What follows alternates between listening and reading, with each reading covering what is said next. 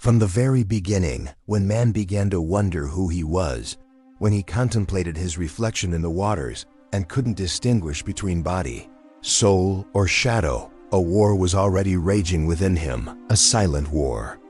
A war that neither the warrior's sword, nor the merchant's gold, nor the philosopher's pen could win, because this war is not fought in the world, but within the soul itself. And what if I told you that those who best understood this inner battle lived before Freud, before Jung, before Lacan? That they weren't called psychologists, but saints? Saint Thomas Aquinas, the angelic doctor, understood something that contemporary psychology is only beginning to intuit. Man can know the good and yet choose evil. You can love the truth and still follow a lie. You can seek happiness and still self-destruct. Within him lies a set of effective forces, the passions, that influence the will and reason, inclining him toward what seems good, even if it is destructive. We repeat conscious errors. We repent, but we do not change. We cry in pain and return to vice. We promise to start over and fall again. Not for lack of intelligence, but for lack of inner control. This is not a path of motivational phrases or psychological tricks. It is a path of weapons, intellectual weapons, spiritual weapons to confront yourself. At the end of this journey, you will understand how passions are born, how they move, how they seduce, and how they can be ordered. You will know their roots, their masks, and their consequences. And if you have the courage, you can begin to govern that which has always governed you. Take a deep breath. Feel the gravity of this entry. From now on, nothing you discover can be ignored without cost. The first passion is love. That which you love governs you.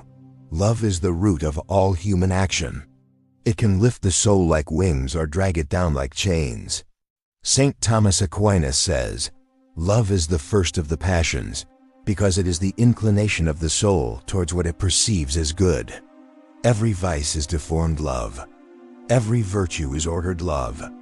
The soul always loves, even when it sins.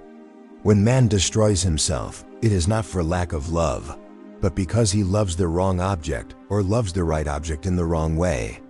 Disordered love blinds reason, anesthetizes discernment, and hijacks the will. St. Augustine confesses, "I loved my own downfall. One loved my ruin." He did not lack intelligence. He did not lack knowledge. He lacked loving what is fitting to love. His love was imprisoned by pleasure and pride. Therefore, he was a slave to what he desired.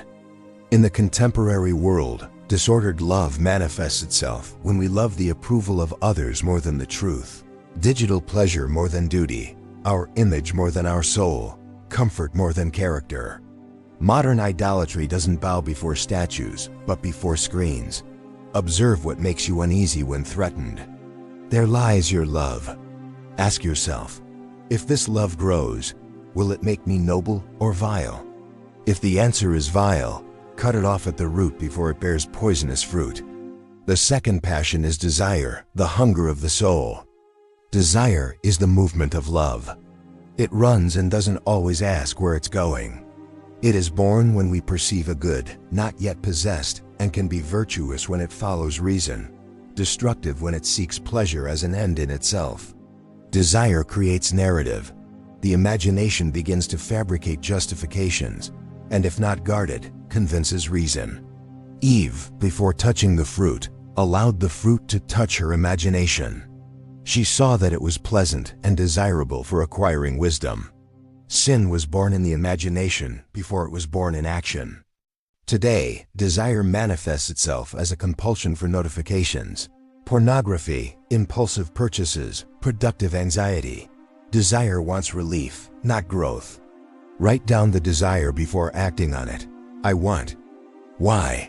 If you cannot answer it before your conscience, refuse. The first victory is always internal.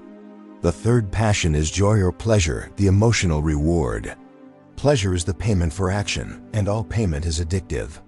The soul learns through pleasure. The brain repeats what it rewards. Therefore, pleasure needs to be educated or it becomes tyrannical. It is not pleasure itself that is sinful, but the disorder of pleasure. Some monks, after long fasts, did not weep from hunger, but from feeling spiritual pleasure and renunciation. Pleasure oriented towards virtue transforms. Modernity uses pleasure as anesthesia. Pleasure to escape boredom, loneliness, silence, thought. The price is the loss of depth. The soul becomes shallow. Replace low pleasures with high pleasures. Art, study, prayer. Do not allow pleasure to be stronger than the senses.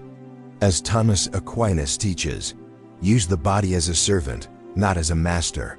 The fourth passion is sadness, the reaction to loss. Not all pain is an enemy. Sometimes it is the soul's sentinel, warning that something has been lost. Sadness can lead to fruitful reflection, like contrition, or to empty escape, like despair. It is a fork in the road. Peter, after denying Christ, did not flee from sadness. He wept and was purified. Judas fled and was lost. Our modern escapes, alcohol, endless series, social media, are merely ways to avoid feeling. Escape robs maturity. Don't immediately flee from pain. Ask yourself, what is this pain revealing to me about what I love? Sadness can be a teacher. We are now on the threshold. Up to this point, we have seen how passions originate, how they seduce, and how they masquerade as reason. Love governs, desire drags, pleasure conditions, sadness reveals. But there are more dangerous passions, passions that not only drag, they possess. If you continue, do so knowing this. Knowledge demands fidelity. The fifth passion is fear, the guardian of survival. Fear protects until the day it begins to imprison. It is a reaction to future evil perceived as difficult to avoid. It is rational when it protects, tyrannical when it hinders. Moses, before the burning bush, said, "Who am I to deliver the people?" Fear revealed inadequacy. But God answered, "I will be with you." Modern fear is fear of beginning, fear of finishing, fear of being seen, fear of failing, fear of losing control. They are invisible bars. Identify the name of your fear. Ask, does it protect me or prevent me from growing? Move forward in small, deliberate acts of courage. The sixth passion is hope, the inner fire. Hope is the soul's gaze towards the future.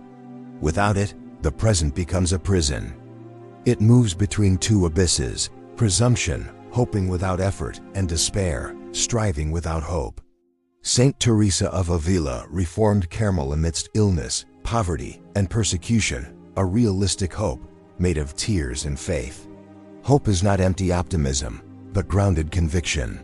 Mature hope looks to the possible and works towards it. Don't wait to feel hope. Act as one who hopes. Ordered goals, prayer asking for light and not magical miracles. The seventh passion is anger, the most explosive and misunderstood. Anger is the cry of the soul in the face of injustice, a cry that can turn into a storm. Christ drove the money changers out of the temple. Righteous anger protects. Disordered anger destroys. It is born from wounded love, which is why it is so unpredictable. It is said that monks, after years of asceticism, lost everything in seconds of anger. The enemy doesn't need to destroy the monk. It is enough to make him destroy himself. Today, anger is entertainment. Verbal humiliations, comments as weapons, marital arguments as battles. When you feel anger, be silent. If it is still dangerous, withdraw, right before responding. Only act when you can act in the name of justice and never in the name of ego. Now you know the 7 passions that govern the human soul: love, desire, pleasure, sadness, fear, hope, and anger. They are not demons. They are not angels. They are forces. Forces that demand control. Freedom is not doing what one wants, but wanting what one ought to want.